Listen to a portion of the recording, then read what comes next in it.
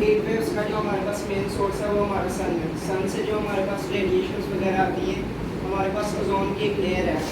हमारे जो पोल्यूशन है वो ओजोन लेयर में हल्के हल्के सुराख कर है, जिसकी वजह से जो सन की हार्मफुल रेज हैं वो अर्थ को रीच कर जाती हैं, और इसकी वजह से कार्बन डाइऑक्साइड जो हमारे एटमॉस्फेयर में बढ़ रही है वो इन हार्मफुल रेज को एटमॉस्फेयर में ट्रैप कर देती है, रिफ्लेक्ट नहीं होने देती है अर्थ से।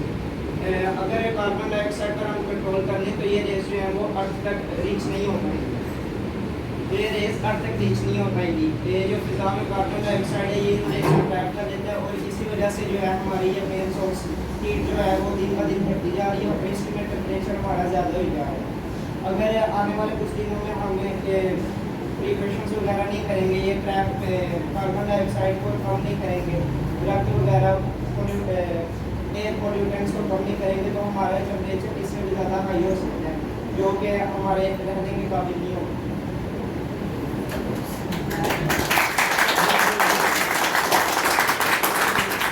हाँ जी, किसी का कोई क्वेश्चन है तो करें उससे। इसका सोल्यूशन ये है कि हम पोल्यूशन का कम करें और दरख्त वगैरह लगाने जा रहे हैं। वही पोल्यूशन कैसे कम करें?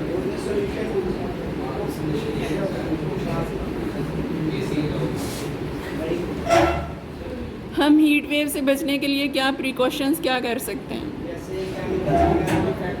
हाँ, ह्यूमन बींग्स हम जो हैं इससे बचने के लिए, अब तो हो गया ना, हीट वेव तो आ गई, ठीक है, वो तो हम हीट वेव को ना प्रोड्यूस हो उसके लिए कर सकते हैं ना, जो आप बता रहे हो। हीट वेव तो आ गई, हम अपने आप को कैसे बचा सकते हैं?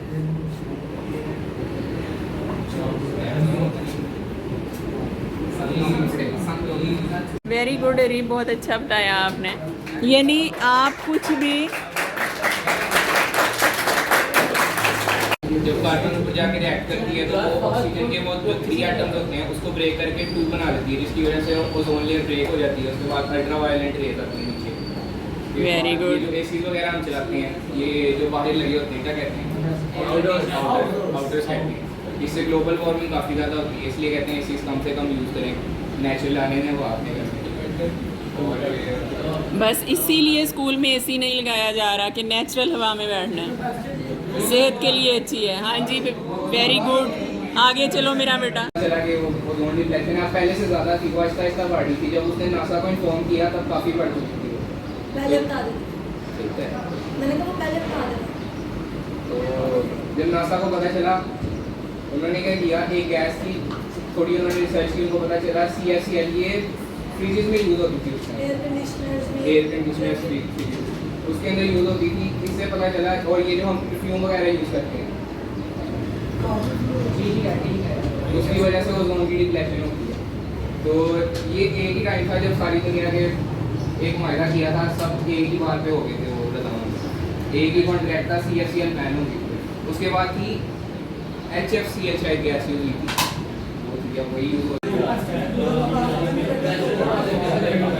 और ये जो फैक्ट्री वगैरह से धुएं निकलते हैं इनको साफ करके फिल्टर करके फिर बाहर निकालना चाहिए। Yes, very good. इस तरह 2 किस्म की पोल्यूशन बचेंगी, एक वाटर पोल्यूशन और एक एयर पोल्यूशन बचेगी, खत्म हो जाएंगी।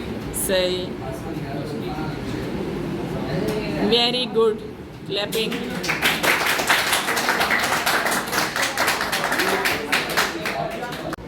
ओजोन उसकी जो हार्मफुल रेज होती हैं उसको एब्जॉर्ब करके जो हमारे पास जो हमारे लिए यूजफुल रेज हैं उनको नीचे भेजता है, जिस जो हम यूज़ करते हैं। जो लेकिन जब वो रेज जो हमारे लिए हार्मफुल है वो हमारे साथ ही उस रेज के जब हमारी अर्थ पे आती हैं तो हम उसको हीट वेव्स कहते हैं। जो हीट वेव्स जो है वो ट्रांसफर वेव्स हैं, इनको कोई मीडियम नहीं चाहिए होता अपना पास होने के लिए, यानी ये विदाउट एयर के भी पास कर सकती हैं।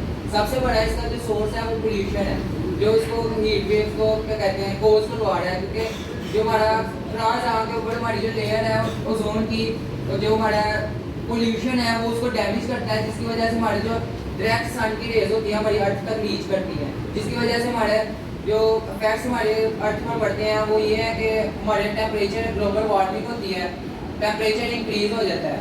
जैसा कि आजकल चल रहा है कि जो टेम्परेचर है, बोलो, टेम्परेचर में इंक्रीज आया जिसकी वजह से हमें जो हमारे 3 मंथ्स होते हैं जिनकी प्रोडिक्शन होती है कि इनमें टेम्परेचर बहुत ज़्यादा चला जाता है। तो इसको भी कंट्रोल करने का जो मेन वजह हमारा यही है कि हम अपना प्रिकॉशंस करें, ऐसे जो पोल्यूशन को कम करें जिसकी वजह से हमारी हीट वेव कम हो। तो क्वेश्चन कोई कुछ पूछना चाह रहा है इस बारे में?